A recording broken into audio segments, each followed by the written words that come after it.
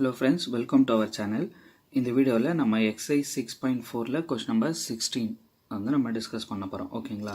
இதுல 16 என்ன கொடுத்திருக்காங்க அப்படினா prove that one of the straight lines given by ax square plus 2hxy plus by is equal to 0 will bisect the angle between the coordinate axes if a plus b the whole square is equal to 4h square அப்படின்னு prove பண்ண சொல்லியிருக்காங்க. இங்க பாருங்க bisect அப்படின்னா half the angle between the coordinate axis. Coordinate axis means x and y axis. இங்க நான் கொடுத்திருக்கேன் பாருங்க x and y axis. Actually the total angle பார்த்தீங்கன்னா நமக்கு என்ன இருக்கும் 90 டிகிரி இருக்கும்.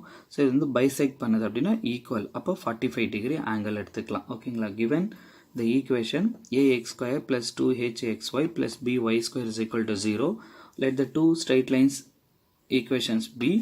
First equation எடுத்துக்கிறேன்னா y is equal to m1x and y is equal to m2x. ஓகேங்களா? ஸோ இப்போ இதில் இருந்து m1 plus m2 இது டைரக்ட் ஃபார்மில் தாங்க. m1 plus m2 is equal to minus 2h divided by b. அதே மாதிரி product of the slope is equal to a by b.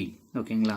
இப்போ m1 என்ன எடுத்துக்கலாம் அப்படின்னா நான் tan 45 டிகிரின்னு எடுத்துக்கிறேன். ஏன் அப்படின்னா அதை கொடுத்துருக்காங்க கொஷனில் bisect between the coordinate axis அப்படின்னு கொடுத்துருக்காங்க.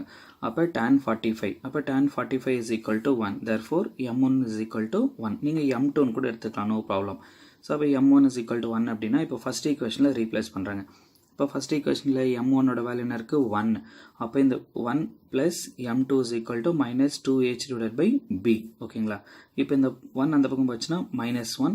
இங்கே கிராஸ் மல்டிப்ளை பண்ணோம்னா என்ன இருக்கும் நமக்கு m2 is equal to minus 2h minus b the whole divided by b இருக்குங்க. ஓகேங்களா? எஸ். நெக்ஸ்ட் ஈக்குவேஷன் நம்பர் 2ல நம்ம ரீப்ளேஸ் பண்ணோம்னா m1 ஓட வேல்யூ என்ன இருக்கு 1 இருக்கு. அப்போ m2 is equal to a by b. ஓகேவா? இங்க m2 is equal to a by b.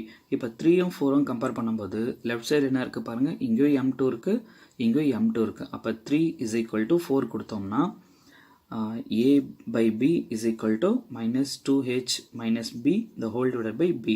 இங்க பாருங்க இந்த b இங்க கேன்சல் ஆயிடுமா? அப்ப நெக்ஸ்ட் இந்த மைனஸ் b நான் இங்க கொண்டு வந்துடுறேன். அப்போ என்ன மாறாது பிளஸ் b மாறிடும். அப்போ a plus b is equal to minus 2h. இப்போ நம்ம ப்ரூஃப்க்கு என்ன இருக்கு அப்படின்னா a plus b the whole square பண்ணணுங்க. இங்க மேல கொஸ்டின்ல பாருங்க என்ன இருக்கு a plus b the whole square is equal to 4h square. So இப்போ நமக்கு லாஸ்ட் ஸ்டெப் என்ன இருக்கு பாருங்க, இங்க a plus b is equal to minus 2h இருக்கு. அப்போ இது squaring on both the sides condition கொடுத்துட்டோம்னா 4h square is equal to a plus b the whole square. Hence it is proved. Okay friends, thank you for watching this video. Bye.